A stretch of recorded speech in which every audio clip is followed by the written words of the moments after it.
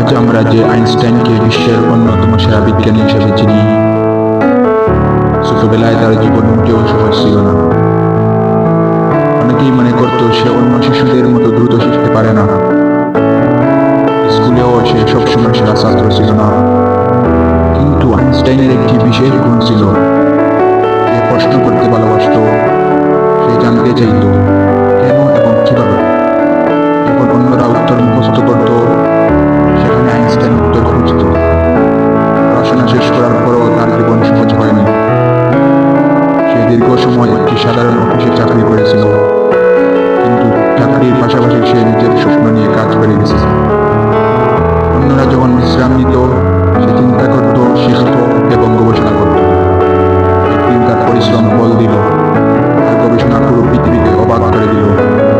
একজন সাধারণ মানুষ থেকে সে হয়ে উঠল বিশ্বের সবচেয়ে বিখ্যাত বিজ্ঞানীদের একজন।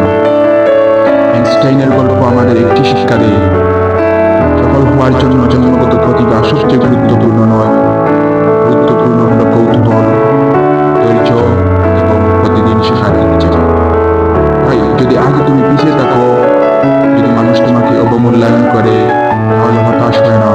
মনে রেখো, একসময় আইনস্টাইনকে